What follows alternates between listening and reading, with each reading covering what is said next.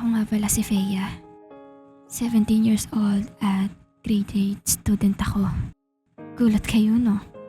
17 years old na ako, pero grade 8 pa din ako hanggang ngayon.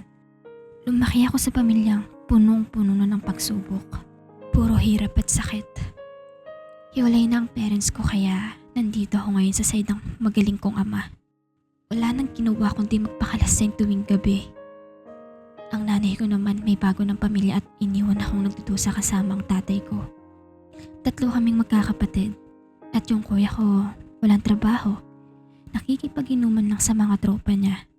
Palibasa, walang pangarap sa buhay. At yung bunso naman namin, maagang nagkaanak dahil mas inunan niya pa ang pagdijowa kaysa mag-aral. At ako naman, eto, naghihirap. Lahat ng pananakit nila tinitiis ko. Mula sa tatay at kapatid ko, sinasaktan nila ako. Kesyo, wala daw akong kwenta. Wala daw akong ambag sa buhay nila. Wala na atang araw ang lumipas na hindi nila ako saktan. So ting uuwi isa sa kanila ng lasing. Sa akin nila binabaling yung galit at init ng ulo nila. Konti na lang at sasanay na lang yung katawan ko sa pananakit na ginagawa nila sa akin. Unti-unti ako nagiging manhid. O ano babae? Titingin-tingin ka na lang ba dyan? Nasaan na yung pagkain? Hindi pa po luto yung kanin. Anak nang, bakit hindi pa? Di ba sabi ko sa'yo, habang wala ako magsaing ka na? Opo, ginawa ko naman po pero kasi Sasagot ka pa. hindi ko na natuloy ang sasabihin ko dahil mabilis niya akong sinampal. Naramdaman kong uminit ang kanang pisngi ko at alam kong namumulan na yon. Wala kang kwenta. Parehas kayo ng nanay mo, mga basura. Dapat hindi na kita binuhay eh.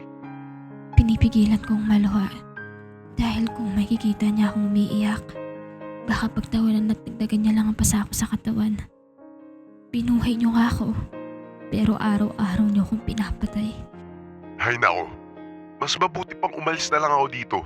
Buti pa kapitbahay, yung pakinabang. Umalis siya ng bahay at alam kong makikipag-inuman lang yun sa mga katropa niya dahil bad trip siya. Ganyan naman siya eh. Tuwing mainit ang ulo sa akin, dinadaan niya sa alak. Maya-maya din nakarating na si Kuya at si Bunso kaya inalukan ko sila na kumain. Kuya, Bunso, may niluto akong ulam. Kumain na kayo? Wala akong pake. Kumain na ako. Kumain na din ako. Pero paano po yung pagkain na hinanda ko? Pakain mo sa aso kung gusto mo. Hindi ako makaksaya sa pagkain kaya kahit busog ako, pinilit kong ubusin lahat ng pagkain. Bakit nga ba aasa ako nakakainin nila ang pagkain na hinanda ko? Ayaw nga pala nila sa luto ko. Nang antukin ako, may narinig akong kumakatok. Tatay ko na siguro yun at lasing. Bakit ang tagal mong buksan?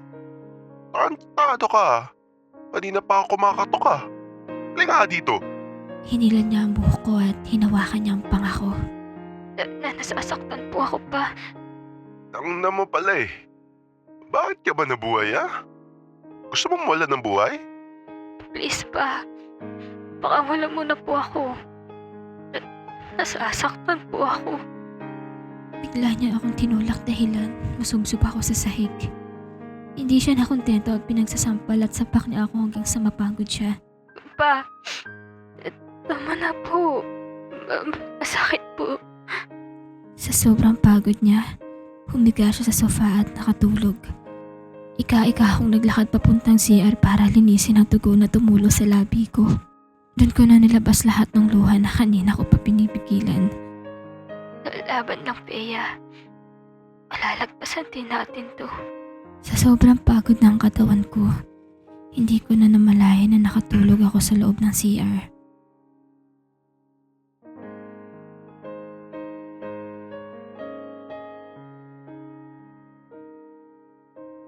Nagising ako sa kalabog ng pinto. Shit! Anong ginagawa ko dito? Teka lang. Pero nasira ang padlock ng CR kaya naabutan ako ni Kuya na nakaupo dito sa sahig. Nahirapan kasi akong kumilos dahil sa sinapit ko sa tatay ko kaya ultimong pagtayo, nahihirapan ako. Anong kaartehan yan? Umalis ka nga, maliligo na ako. Malilate pa ako dahil sa'yo.